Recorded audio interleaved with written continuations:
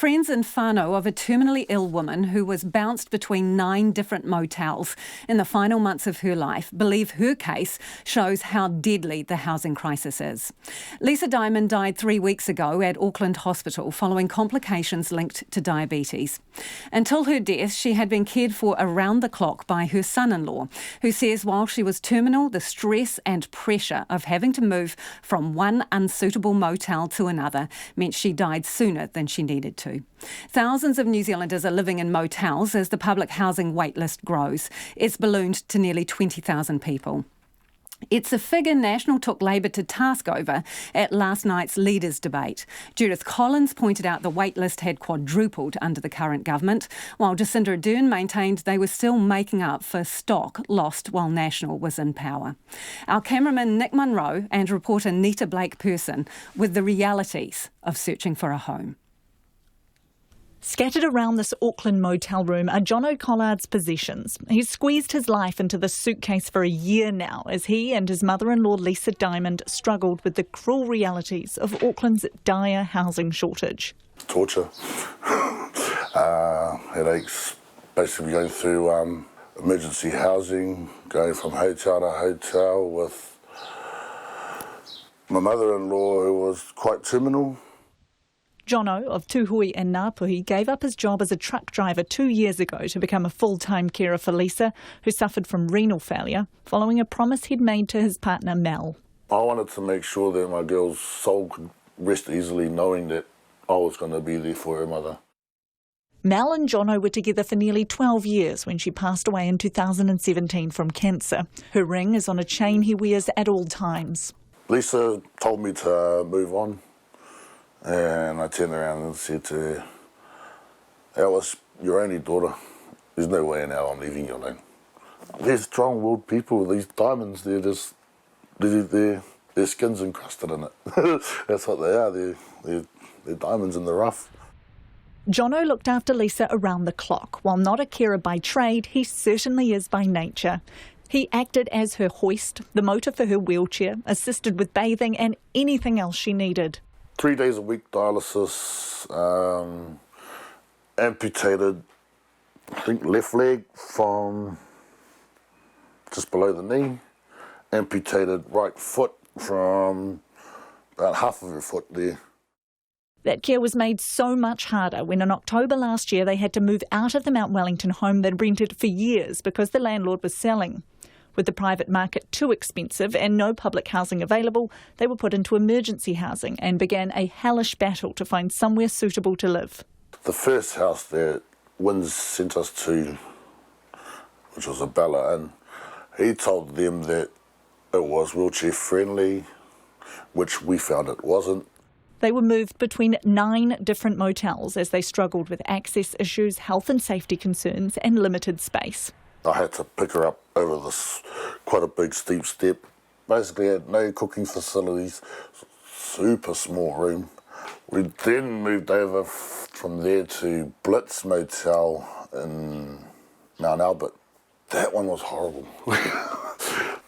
She had to bathe out of a bucket. We actually had to go get disposable bedpans for that place. I couldn't get her wheelchair in there and turn her around in there kind of thing, so they had one bed, so I basically had to ask for a foam mattress. On all the edges around the whole room, there was exposed nails. I had to put a towel over the nails to go over to get into the bathroom. For most of that time, Jono was sharing a room with his sick mother-in-law. He says the Ministry for Social Development turned down his request for his own space, adding to their stress. Why am I not entitled to my own room? To get told basically at the end of the conversation that I was Lisa's baggage. That stress was taking its toll when Lisa was admitted to Auckland Hospital just over a month ago with infections linked to her amputated wounds and eventually passed away. You can just see it every day, see her getting weaker and weaker and weaker. She was a terminal patient. She had a list of problems, so she had that list of problems a long time ago. She didn't spiral down this fast when we had when we were at our own place, she didn't spiral down this fast. I feel she'd still be alive if we'd got given a place 9 months ago. Do you think the welfare system in New Zealand is working? No, no, I don't. I shouldn't be in this position. Someone like Lisa, that was a terminal patient, shouldn't be in emergency housing for 11 months. Jono's friend of more than 20 years, Josh Poe, says he's seen his friend at his wits' end over the past 12 months, trying to get Lisa the accommodation she needed. She got put into those, the cracks in the system sort of thing. The system's made for many, not just one. Lisa's renal social worker, Lee, agrees the system let them down. Looking for housing was impossible because of being a beneficiary and the cost involved, and then trying to sort out with Lisa and him and meet everyone's needs. He couldn't find a house to rent either. So they were really stuck between a rock and a hard place, and there was no options for them, and nobody had any options. The emergency housing people that they got assigned to couldn't find anything. Work and income had nothing on their books. So for these guys, it was a matter of find a motel that suits as best you can, and that's where you have to live. And she doesn't doubt the housing woes added to Lisa's deteriorating health. We know they've got a short time, but if they can be happy, they can feel supported, and they can enjoy the days they do have, it often helps them stay well for longer.